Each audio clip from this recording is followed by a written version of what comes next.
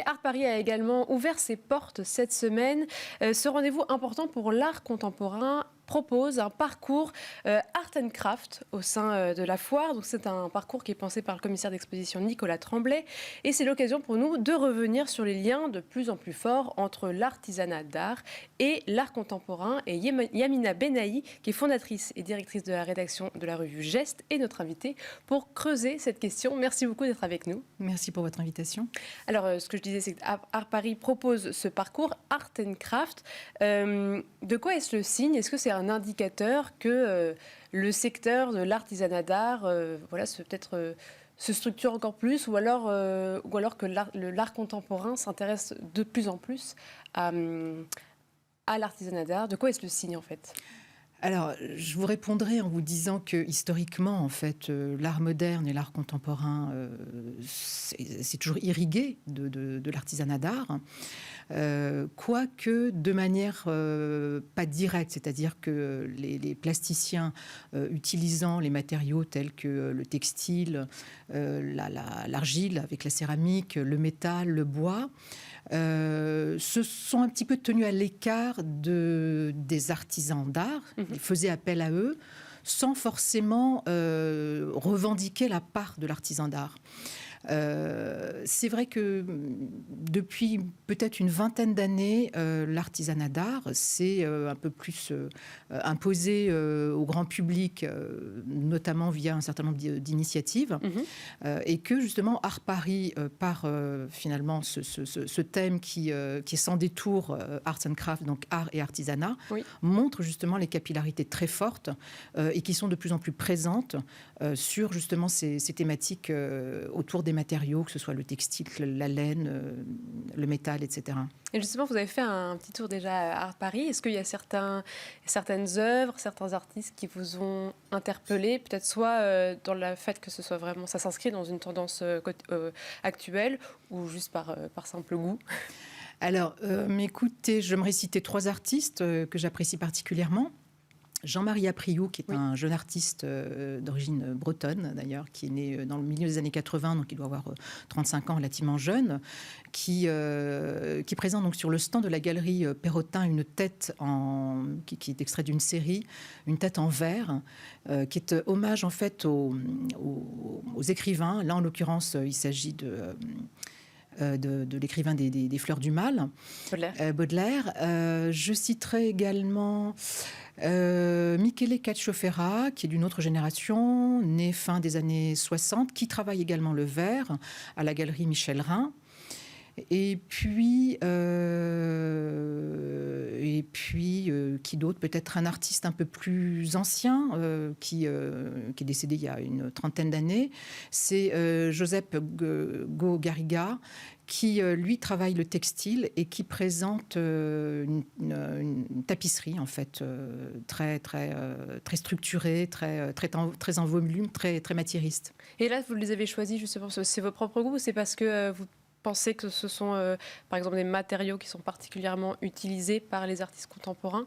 Ben, je trouve que l'usage qu'ils font des matériaux, justement, donc vraiment du fer, F-A-I-R-E, est particulièrement prégnante, elle est frontale, hein, d'une certaine manière, mais que par ce modus operandi, ils parviennent justement à transférer leur idée artistique avec des matériaux qui sont finalement pas particulièrement nobles, hein, que ce soit considéré comme pas noble, que ce soit le textile, donc le fil, le verre.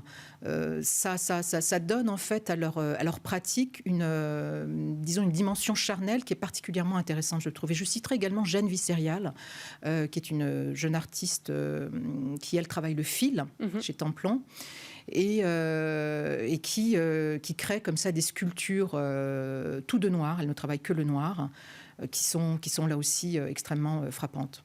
Et qu'est-ce qu'on peut dire du secteur? Alors je sais que les chiffres sont pas très récents, mais quand même ça peut nous donner quelques ordres de grandeur. Quels sont les chiffres clés de ce secteur, et est-ce qu'il est structuré de manière, est-ce qu'il est bien structuré, ou aujourd'hui il y a encore une évolution à trouver en ce sens?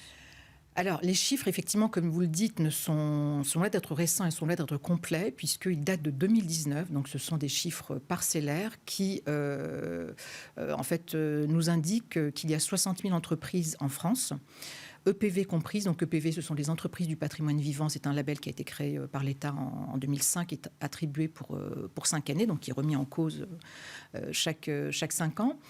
Donc 60 000 entreprises, 150 000 professionnels, EPV comprises. Donc là, on voit vraiment la sphère extrêmement large, c'est-à-dire qu'on passe des entreprises unipersonnelles.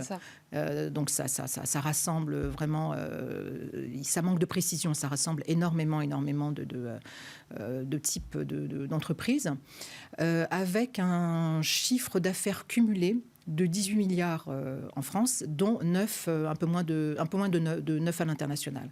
Alors, ces chiffres, donc, depuis 2019, bien évidemment, non seulement ils sont incomplets, mais ils sont anciens.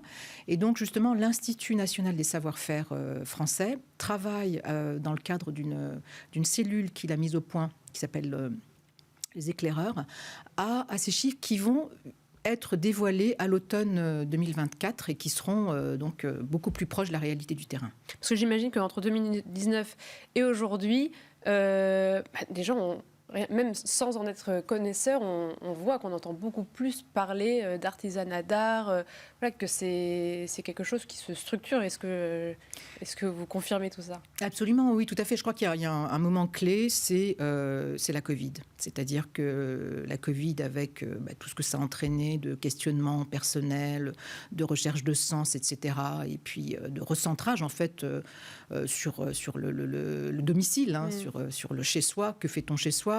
On prend soin de son intérieur, a justement mis en lumière tous ces artisanats. Et d'ailleurs, on le voit par le chiffre des reconvertis, donc des personnes qui, après avoir fait des études, une carrière dans la finance ou autre, s'intéressent soit à la boulangerie, soit à la céramique, soit à la tapisserie. Donc ça, c'est vraiment un moment clé.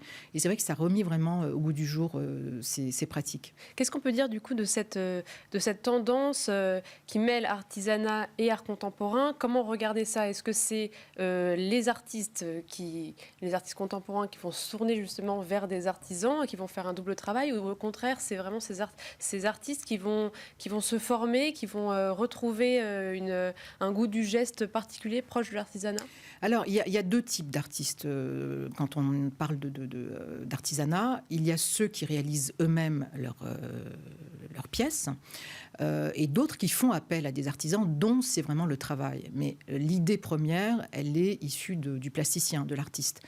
Donc le lien qui se tisse, qui est souvent un lien très fort d'ailleurs, on pense à des artistes comme Johan Créten, qui a un lien très très fort qui est céramiste, donc qui a un lien très fort avec l'ensemble et les fonderies, les ateliers de céramique, etc.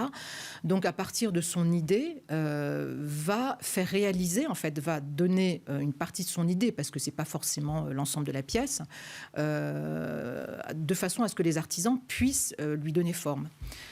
Donc effectivement, il y a ce lien très très fort de respect, de compréhension aussi, parce que l'artisan doit être finalement, il est missionné pour mettre en forme l'idée de l'artiste. Donc il doit comprendre véritablement la nature des attentes de l'artiste. Et très rapidement, ma dernière question, ce sera sur l'investisseur, le collectionneur. Quand il fait ce tour, voilà, du parcours Art & Craft à Paris, à quoi doit-il faire attention justement? Est-ce qu'il doit prêter attention à cette dualité, à ces deux acteurs qui sont allés sur une même œuvre? Qu'est-ce que ça va changer sur peut-être la valeur de l'œuvre? Alors, encore une fois, ces capillarités, elles ont toujours existé. Donc, d'un côté, effectivement, il y a les artistes plasticiens, de l'autre côté, les artisans. Donc, le collectionneur d'art contemporain, eh bien, il va aller vers la pièce qui l'intéresse, qui l'inspire, qu'elle soit une pièce complètement conceptuelle ou une pièce travaillée et nourrie d'artisanat. Donc, je ne pense pas que ce soit un marqueur particulier, sachant qu'il y a quand même des domaines qui reviennent vraiment au goût du jour, comme la tapisserie, qui fait un grand retour dans les salons, dans les foires d'art et dans les salons d'art. Donc, effectivement, elle connaît un petit peu un regain d'intérêt, mais le collectionneur ira toujours vers vers disons, soit l'artiste qu'il connaît, soit la pièce qui va lui parler, sans forcément se soucier du matériau utilisé. Bien, merci beaucoup Yamina Benahi. Je rappelle que vous êtes fondatrice et directrice de la rédaction de Geste. Et c'est la fin de cette émission. Merci de nous avoir suivis et on se retrouve la semaine prochaine pour un nouveau numéro d'Art et Marché.